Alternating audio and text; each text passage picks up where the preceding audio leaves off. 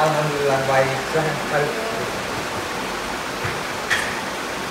Kita ibu yang Pak. Alhamdulillah sehat. Alhamdulillah. Saya Sehat selalu bersama Bapak. Alhamdulillah. Saya kira mau hujan dalam perjalanan, ternyata tidak. Jadi udaranya sedikit agak panas, tapi Terima kasih dulu atas informasi. Kami bangga dikunjungi oleh Ibu selaku di Dewan Pembina di SMA 14 Kota. Kira-kira apa yang kalian bisa lakukan? tadi Pak kebetulan saya datang ingin mengetahui ada beberapa hal yang perlu saya konfirmasi ke Bapak, dan kita santai saja bicaranya. Sudah berapa tahun Bapak, kalau dihitung-hitung sudah berapa lama di sini kepala sekolah? Kalau dihitung-hitung sekarang kan bulan September, saya mulai September, berarti sudah lebih 1 tahun. Ada di SMA negeri 14. ya. Sudah lumayan lah Pak, waktu untuk mengetahui keadaan sekolah, mengetahui guru-gurunya. Nah, selama Bapak di sini berada di SMA negeri 14 di Timur sudah setahun ini, tentu Bapak punya cita-cita, punya tujuan menjadi seorang kepala sekolah. Mungkin Bapak bisa ceritakan. Iya, terima kasih atas pertanyaannya terkait masalah cita-cita yang selalu muncul di benak saya itu bagaimana menghadirkan sekolah yang berkualitas, sekolah yang menjadi idaman bagi peserta didik, menjadi harapan bagi para orang tua peserta didik, sekolah yang dapat memfasilitasi pembelajaran yang menyenangkan, bagaimana supaya anak-anak suka di kelasnya, bahkan tidak mau tinggalkan sekolah. Itu salah satu saya coba membuat lomba. Kegiatannya dalam bentuk lomba menata keindahan kelas. Alhamdulillah ini sudah berjalan kurang lebih hampir 1 semester. Saya perhatikan alhamdulillah anak-anak kita senang betul di kelasnya, karena suasana kelasnya nyaman, dingin, dan menarik. Ini salah satu yang saya coba terapkan dalam rangka mendorong sekolah yang nyaman bagi anak-anak, sehingga anak itu merasa nyaman di sekolah. Dari yang Bapak sudah lakukan selama di sini, mungkin ada yang belum Bapak bisa laksanakan, atau selama kan sudah lebih setahun, ada yang sudah bisa dilakukan, namun ada mungkin sampai sekarang belum bisa dilaksanakan. Mungkin Bapak bisa kemukakan apa-apa saja. Tentunya kalau persentase itu sudah kurang lebih sekitar 80% sudah bisa dilaksanakan. Artinya masih ada 20% yang belum terlaksana dengan baik berdasarkan dengan rencana program tahunan atau LKP, termasuk bagaimana menghadirkan sekolah yang berkualitas. Ada beberapa yang saya belum bisa hadirkan.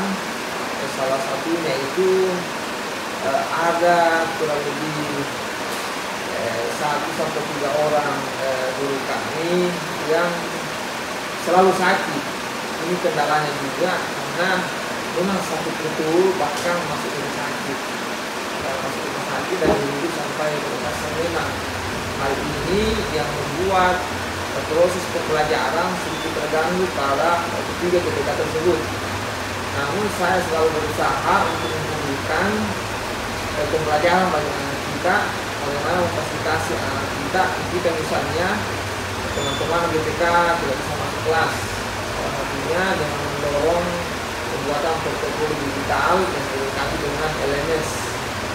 Ini salah satu yang saya coba kembangkan. Alhamdulillah saya lihat sudah ada 30% selesai portofolio digitalnya. namun memang saya kasih waktu sampai bulan 12, jadi diperkirakan semester genap itu sudah bisa digunakan. Jadi menurut Bapak ada beberapa masalah yang ada di sekolah kita, berarti dari gurunya ya, berarti itu akan mempengaruhi kualitas pembelajaran. Namun mungkin ada kiat-kiat yang Bapak Kepala Sekolah lakukan sehingga itu tertutupi dengan jumlah guru berapa Pak? Jumlah guru itu ada 27 orang. Berarti kalau tadi dikatakan bahwa 1 sampai 3 orang ada. Nah, apa kiat-kiat Bapak Kepala Sekolah agar tertutupi ini kekurangan-kekurangan ini, apa yang sudah Bapak lakukan? Yang sudah berjalan ini adalah memaksimalkan teman-teman berpikir. Ketika misalnya hari ini ada yang tidak masuk, maka teman-teman pikir yang masuk memperhatikan. Namun terkadang juga ini teman-teman yang tidak sempat masuk itu menyebutkan materi. Kemudian langkah-langkah kedua, biasanya anak-anak ini difasilitasi ke perpustakaan, belajar di perpustakaan, namun tetap dibimbing di sana tidak dilepas. Tapi berikan kesempatan anak-anak kita untuk selalu bagaimana mendorong bahwa semua tempat adalah sekolah, dan kalian juga menjadikan teman tutor sebaya sebagai gurunya. Posisinya di sini semua orang bisa jadi guru. Ini salah satu, bahkan ada anak-anak kita yang bagus itu sekarang dijadikan tutor sebaya dari teman-teman. Tadi dikatakan bahwa kadang menggunakan perpustakaan sebagai tempat belajar anak-anak pada saat ini.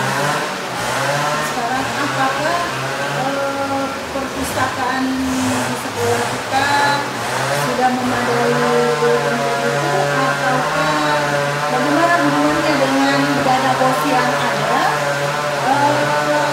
sejauh mana penyediaan sarana prasarana terutama buku dihubungkan dengan dana bos yang ada di sekolah kita? Alhamdulillah, kalau terkait sarpras kita itu cukup lengkap, bahkan untuk guru-guru mereka itu sangat lengkap dibandingkan dengan dana bos. Untuk tahun ini itu kami menganggarkan besar dengan anggaran yang tersedia itu lebih dari 9 juta untuk tahun ini jika kita menganggarkan dan kami anggap itu sudah besar sekali.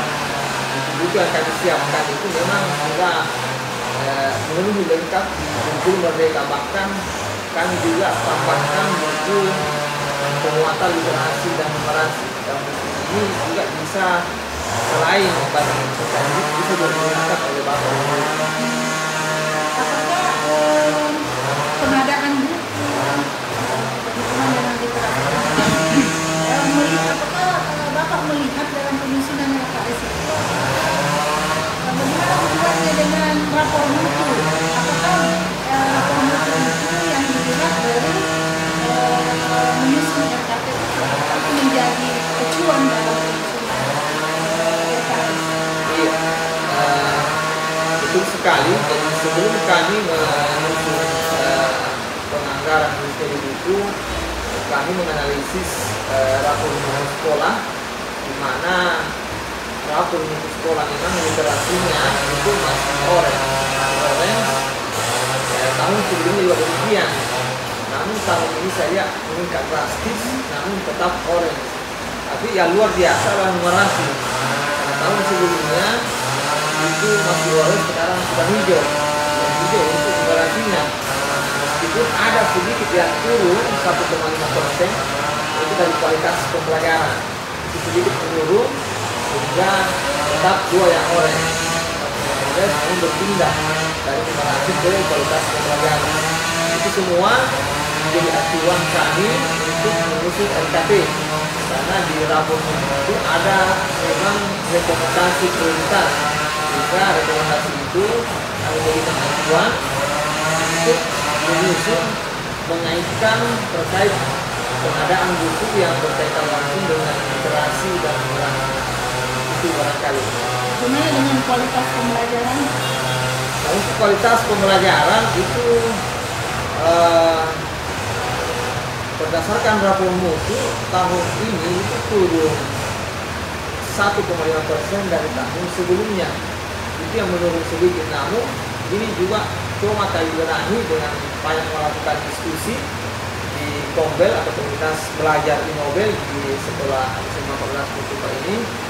Alhamdulillah saya melihat perkembangan yang luar biasa, karena rata-rata teman-teman itu mempermasalahkan kurangnya fasilitas dari segi listrik dan media seperti LCD. Namun alhamdulillah tahun ini itu kita dapat bantuan untuk TV Smart, sehingga ada 2, sehingga total TV Smart di sekolah kita ini sudah menjadi 3. Ditambah ada 2 Smart TV yang tersedia langsung di kelas, itu juga bisa berfungsi langsung sebagai TV digital, akan bisa jadikan sebagai alat atau media pembelajaran. Termasuk listriknya juga kami sudah tambah dayanya dari 2000 menjadi 4200, sehingga alhamdulillah proses listrik ini yang selama ini waktu saya baru datang itu cukup mengganggu proses pembelajaran, alhamdulillah saat ini sudah tidak lagi. Bagaimana peranan orang tua dalam peningkatan kualitas pembelajaran di sekolah? Peranan orang tua luar biasa juga, ada refleksi dari orang-orang tua, khususnya orang tua yang sudah tamat anaknya, ada sedikit masukan terkait kualitas penilaian yang diberikan oleh 1 orang guru yang guru ini selalu sakit sehingga mengurangi ketidakhadiran, namun para orang tua mempertanyakan kualitas penilaiannya. Itu yang dia anggap bahwa ini harusnya direfleksi, diperbaiki, karena ini juga akan membuat mereka mengambil keputusan di mana mereka mau menyekolahkan anak-anaknya. Jadi hal ini kami sudah komunikasikan ke teman-teman kita bagaimana hal-hal tersebut tidak mempengaruhi dan bagaimana itu bisa diperbaiki khususnya dari kualitas penilaian tersebut. Kalau secara umum orang tua pada dasarnya mendukung, saya melihat hal luar biasa orang tua di sini. Jika ada sesuatu panggil berembuk, termasuk kemarin di siswa baru sosialisasi terhadap sekolah, hampir semua peduli, kan semua mendukung penuh atau tertib atau keyakinan sekolah yang sudah kita tetapkan bersama. Meskipun pada prosesnya konsistensi kami juga selalu tersebut kadang bagus, kadang masih perlu ditingkatkan. Konsistensinya itu yang memang agak sulit nih. Tapi di balik kesulitan itu mungkin ada kira-kira Bapak sebagai kepala sekolah untuk meminimalisir keadaan seperti itu. Saya selalu berusaha untuk meminimalisir keadaan seperti itu dengan kiat-kiat saya yang pertama itu setiap hari Senin itu setelah apel bersama Pak Gubernur kami langsung sambung dengan briefing atau bersama yang satu minggu sebelumnya dan satu minggu ke depannya akan harus kami perbaiki. Itu yang kami lakukan bersama seluruh Bapak Ibu ini setiap hari ini.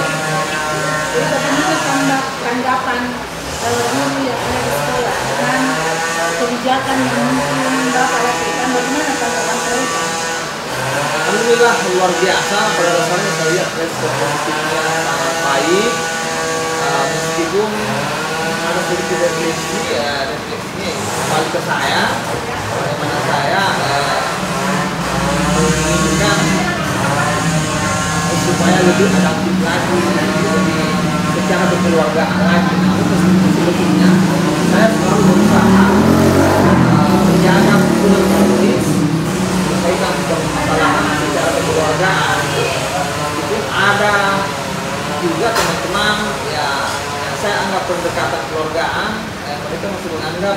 itu bukan bagian dari pendekatan secara kekeluargaan. Jadi karakter teman-teman berbeda-beda, tentunya memang harus kita hadapi sesuai dengan karakter. Tapi pendekatan yang Bapak lakukan itu, kalau menurut Bapak sudah maksimal atau memang tidak bisa sama sekali menurut kita bagaimana? Kalau pendekatan yang saya lakukan itu, saya memang menganggap kurang maksimal. Banyak strategi yang mungkin saya harus terapkan. Jadi strategi yang saya lakukan, sudah saya lakukan. Karena mengingat waktu dan kesibukan saya, makanya terkadang pendekatan itu saya lakukan diskusinya melalui media, namun sepertinya dengan media itu atau menggunakan HP itu kurang efektif dibanding kalau misalnya berbicara secara langsung. Itulah mungkin salah satu tugas kita ke depannya nanti, bagaimana akan lebih baik dalam mengelola sekolah ini. Mungkin Bapak bisa simpulkan pertemuan kita hari ini mulai dari tujuan sampai ya mungkin kendala yang bisa kita selesaikan secara maksimal, tapi diharapkan ke depannya akan lebih baik. Terima kasih. Dari pertemuan ini saya juga bisa mengambil kesimpulan bahwa ada hal-hal positif yang perlu dipertahankan di sekolah ini, dengan kolaborasi, semangat teman-teman untuk selalu berinovasi, berkolaborasi, kemudian membuat hal-hal baru itu saya kira patut diapresiasi. Kemudian saya juga selaku manusia biasa tentu punya kekurangan, kurang itu insya Allah saya akan menangani, terutama bagaimana pendekatan saya ke teman-teman dalam menyelesaikan persoalan-persoalan yang dihadapi dalam proses pembelajaran di sekolah ini. Insya Allah pada pekan depan barangkali saya akan perbaiki apa yang perlu saya perbaiki, khususnya dari strategi pendekatan ke teman-teman guru di sekolah ini. Terima kasih. Alhamdulillah, memang dalam suatu institusi seperti ini kalian dibutuhkan kesabaran untuk menghadapinya, dan alhamdulillah Bapak sebagai kepala sekolah telah berusaha untuk itu, dan saya pun sebagai pengawas akan tetap bersama Bapak bagaimana risetman dan dilipat lebih bagus ke depannya, tentu tadi dengan berkolaborasi antara pengawas, kepala sekolah dan guru. Saya rasa untuk kali ini Pak cukup pertemuan diskusi kita. Insya Allah hari-hari ke depannya saya akan datang lagi dan tetap berdiskusi dengan Bapak demi kemajuan sekolah kita SMA Negeri 14 ini. Saya rasa cukup Pak. Terima kasih banyak.